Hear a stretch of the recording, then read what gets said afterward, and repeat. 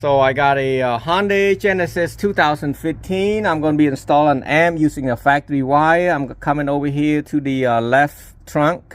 I'm going to hook it up to the subwoofer. I got positive, I got gray black, which is 22, pin 22. And then green orange, pin 21 is negative. And it is a gray plug. Let me just plug it back since I done it already. And I'm gonna run this speaker wire all the way over there, because what happened is I'm not gonna put the amp over there. I'm gonna put the amp on top of the box. So I'm gonna run the power wire from here. I'm gonna run it over here, and then I'll put the fuse down here, and then run the ground. The ground's gonna be run over here and power right there, and then I put everything on top. It's pretty simple, but it's an hour job or 2 hour job depending on how fast you do it. And this is just a quick video how to do it, where to find the speaker wire at, because if you don't hook up to the subwoofer output, you will not get sound. So I did try to, I was thinking about put the ground over here, but that's more work. And then I can really do from here. It's only about about 2 feet, so it's not bad. I mean, it's not good because the ground should be less than 1.5 feet, but 2 feet is okay. 10mm socket, you want to take the 10mm socket and put this ring terminal in there. The power, the speaker wire, the ground up here, and then I'm going to put the box in here. So I hook up the speaker wire. Since this is a monoblock, this kicker 800.1, you got 2 positive on each side.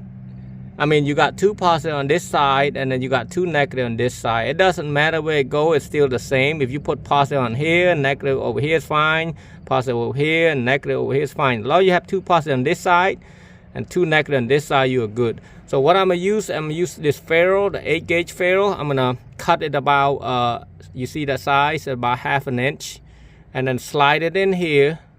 As you can see right there, I'm doing the same as the ground, and then I just slide it into the positive side right there. But before that, since I'm using a line out converter, I'm going to use Lock 2, which got a built-in remote output. So I usually don't not even put any, I hardly use any, put an amp on the speaker box or behind the speaker box, anything like that. I usually put on the back seat over there, so the vibration. But yeah, there's people talking about, oh, why you put it on the box, but depend on how loud it is or such and such. It should be okay. I mean, I haven't had any experience that anything came loose, anything like that. But I'm gonna start off right here. Power, I'm gonna use that. It's come its own Allen wrench right there, short one, so I don't have to use my tool for this. I'm gonna put the positive in first. Next, I'm gonna run the wire, the speaker wire that I ran from the subwoofer out there. I'm gonna put it on here. I'm gonna use the gray and white together, and then white black and gray black together. As you can see, I got the gray black, white black to the negative side, and then I got the red to the solid white, solid gray. And I'm gonna put this. I'm gonna put this ground first, since I'm having a hard time trying to go over there and fit. I'm gonna put that first, and then I do the ground with the ground right here into the ferrule. I'm gonna twist the little black wire together, and then insert the black ferrule just like so. I'm a little bit short, but it's okay because it's gonna crimp right in the middle right here. Now I'm gonna insert a 1.5 inch RCA jack to the subwoofer right here. It's got to be subwoofer input, not output, input, because what you do, the sound from this the jack output right there, the line converter output, is going to send a signal out here to in. So I'm gonna put on the input on here, which is the first one right there. I got everything hooked up, but I'm gonna use this wire tie right there, cable tie. Shouldn't say wire tie, should say cable tie, because it's got a hole in the middle right there. You tie it somewhere, and then you screw it down so it won't move. The next thing I will use is this called screwdriver, SKEW driver, and you're gonna screw it in like so, because you have a limited amount of space. Whoop. You have a little bit amount of space, so you can just screw it down right there. Everything hooked up. For some reason, it's got the line out converter does not send a signal to an amp. I tested this two already. It's got power, but it's the 12 volt right there. It's got 12 volt, but the remote does. Of course, this thing doesn't have power, so there's no remote output to here. So I don't know what's going on yet. I don't. Ooh, that's loose. That's probably the problem. Yeah, that's a problem. Shoot. Let me fix that. When you add that ferrule, sometime look at that. It's loose. There's sometimes it be a problem like that. What happened is it didn't crimp all the way right here. You see this? It crimped right there, so it pushed your power out.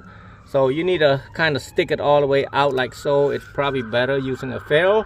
I haven't used ferrule. I mean, this for not too many times that I've used this. I just thought it looks great. That's why I'm using it. It's been like about 3 months ago that I used those to cover the excessive copper clad. I mean a copper that be sticking out all the time. Every day is not a good day for installers. So guys, if you're an installer, you know what I'm talking about. I mean, everybody have a little bit of different way of installing amplifier, a little bit smoother, a little bit neater, but it all comes to the end is, will it play or not? So well, let's try this one, see if that's a problem. Got everything. I kind of jumped the power and the ground. I still didn't have the same. I mean, the process is not good, so it's not working. So I jumped it and it's not working right. So here, check everything. Everything is not from there. I had to pull it out again. I didn't want to take everything out completely. I tried to reach through there and still can't find any problems. So I'm gonna go over here. So what I do, I lift this rubber right here and lift this up right there and then pull it out like that. So lift, pull, lift, pull, lift, pull, right so. And then I'm gonna go to the subwoofer and see what happened, because it's not giving me the right sound. And I checked YouTube, ain't nobody specifically talking about that. Guys, I went and look at the subwoofer. Ain't no wire up there. I'm not gonna go take the seat off and spend another 45 minutes to an hour try to get to the subwoofer. So I'm gonna put it back. And I did find a problem. I mean, I did find the solution. Basically, you gotta run it to the front speaker from the amplifier. You got right there. You see as T-tap that I use right here. You want to use the white plug. You want to use pin 10 and 11. Let me see if I can grab it and show it to you right there. It's kind of hard right there because I didn't remember. I took everything off before and it was okay. It's easy to access too, but not now. But look, you see this right there? Right next to the red wire, you got the brown and white. So you want to hook up the white to the positive and then brown to the negative, and that's how you get sound. See how I hook about 3 or 4 out of speaker. It's not sound right. So use the front speaker to make it work. So now my speaker sounds good now. I mean earlier I just like, what is going on? So yep, I'm gonna put everything back and call the customer.